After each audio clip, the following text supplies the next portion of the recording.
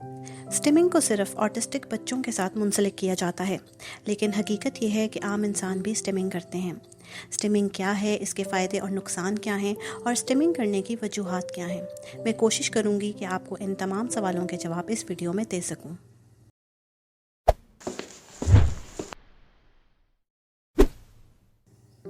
Stimming या self stimulating behaviour ऐसे behaviours हैं जिन्हें बार बार करने से इंसान को सुकून मिले, ख़ासकर जब वो परेशान हो या अपने जज्बात का इजहार करना चाहे।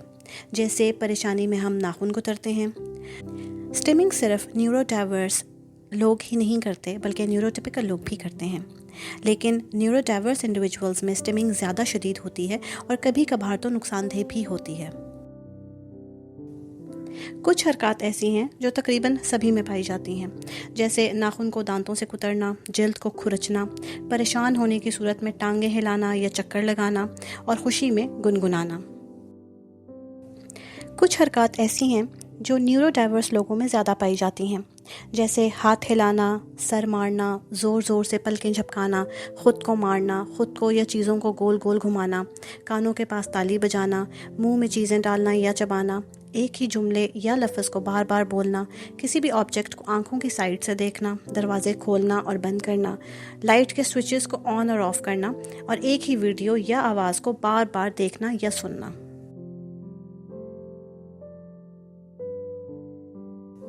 जब हम परेशान होते हैं तो नाखून कुतरना शुरू हो जाते हैं। कुछ लोग परेशानी में टांगें हिलाते हैं, कुछ लोग जब खुश होते हैं तो उछलने लगते हैं। इस तरह हर जज्बे का इजहार मुख्तलिफ तरीके से किया जाता है। ऑटिस्टिक और ADHD बच्चे अपने जज्बात को कंट्रोल नहीं कर सकते और उनका इजहार ज़्यादा शिद्दत से करते हैं। वो अपनी तवज्जो हटाने, ख़ुद को पुरसुकून रखने और अपने सेंसेस को रेगुलेट करने के लिए स्टिमिंग करते हैं।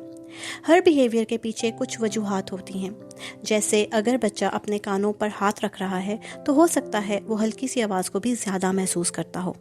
इसी तरह जो बच्चा अपने कानों के पास ताली बजा रहा है उसे ऊंची आवाज़ भी हल्की महसूस होती हो। अगर कोई बच्चा अपना सर मार रहा है तो हो सकता है उसे जिस्म के किसी हिस्से में दर्द हो और वो उस दर्द को कम महसूस करने के लिए अपने सर को मार रहा हो। स्टिमिंग करने की कुछ वजूहात ये भी हो सकती हैं कि बच्चा एंग्जाइटी या स्ट्रेस में है, या वो एक्साइटेड है, या बच्चा किसी ऐसी जगह गया है जहां आवाज़ ऊंची है या लोग बहुत ज़्यादा हैं। बोरियत की वजह से, गैर आरामदेह लिबास या जूते की वजह से, या किसी ऐसी चोट की वजह से जिसमें उसको दर्द महसूस हो रहा हो। कुछ स्टिमिंग बिहेवियर्स ऐसे हैं जिनसे बच्चे को या दूसरे को नुकसान पहुंच सकता है, जैसे शिद्दत से सर मारना, बाल खींचना, नाखून कुतरना।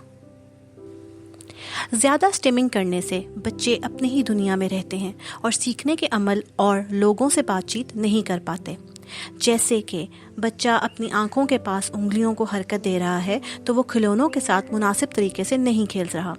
इसी तरह बच्चा पार्क में आवाज़ें निकाल रहा और भाग रहा है तो वो दूसरे बच्चों के साथ खेलने और सीखने का मौका ज़ाया कर रहा है।